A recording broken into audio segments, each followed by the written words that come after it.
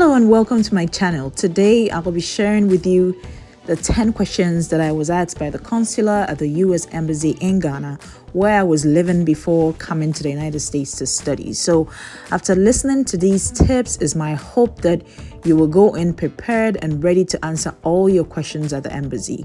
These are US Embassy questions, but I believe it could be the same or similar for all the other embassies as well. So far as the F1 student visa is concerned. So before I go ahead to share these tips, I'll just say that the manner in which they are asked may vary slightly for every person because we all have different backgrounds with our education, career experiences, family life, and choice of schools. But generally, these are for sure some of the questions you should be expecting at your student visa interview. I will be sharing another video about the best approach you can take to answer your visa interview questions. But for now, let's get right into the 10 questions I was asked by the consular at the US Embassy during my student visa interview. Number 1, what's the graduation year of your previous program? So for me, they asked about the year that I completed my undergraduate program because I was desiring to pursue a master's degree in the United States. For you, it might be something else. And after I told them my last graduation year and details, the consular asked me this follow-up question. You graduated in this year. Why do you want to pursue a master's degree now?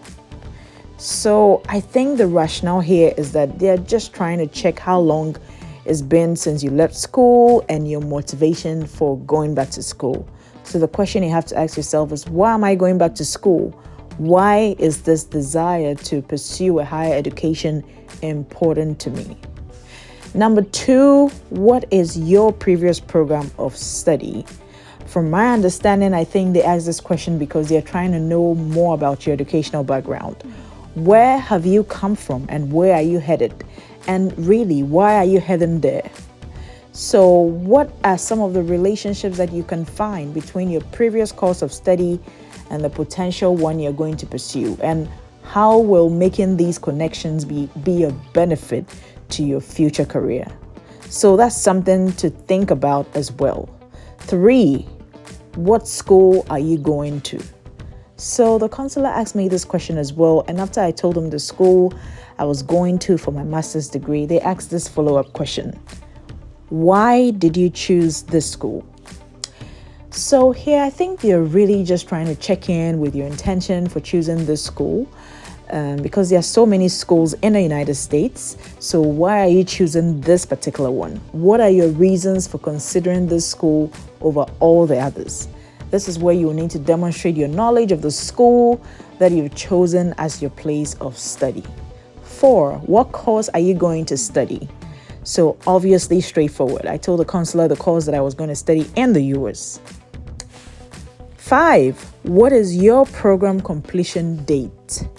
So this question is in reference to the program completion date that is usually included in your I-20 document and typically is a 4-year completion period. But for me, I was coming to the United States to pursue a master's degree, which was for 2 years. So I think this question really is a test of whether you understand how long the program you're going to take is and whether you are well aware of that. So just answer that as is. So 6, what job do you do? So obviously they are trying to find out what you currently do in Ghana or your home country. Are you working? Are you a student? What do you currently do? 7, did you travel to this country in this month and year? So this question presumes that the consular was taking a look at my passport to see my travel history. So as he flipped the pages, he asked me questions about where I've traveled to in the past. So it's great to keep an account of everywhere you've traveled to, especially in the last 10 years, the month and the year that you arrived in those countries, and the dates that you returned from these countries as well. Very important. 8, what is your date of birth? So as simple as has been asked, your date of birth. 9, who is paying your fees? So basically, they are trying to find out how I was going to fund my education. Who is paying? Is it a fully funded scholarship? Am I paying myself? Or is someone paying for me? If someone is paying for you, a follow-up question will be, what work does the person do? And this is where you will need to say your sponsor's job, business information, and all the other details. And finally, 10. You plan to leave in this particular month, right? So the consular asked me if I plan to leave Ghana for the United States in a particular month. And I think the rationale here is that they're trying to confirm if you know the rules about when you should plan to leave your country if you're granted the student visa. These are important rules you should know for sure regarding that. And usually the school will let you know about these important rules as part of the documents that you'll send to you. So there you have it, the 10 questions I was asked during my visa interview at the US Embassy in Ghana. As I mentioned earlier, I will be posting another video about the best approach to answering your visa interview questions and some helpful tips to remember as you answer these questions. So be sure to like, comment, and hit the subscribe button so you can catch up on my other videos as soon as they become available.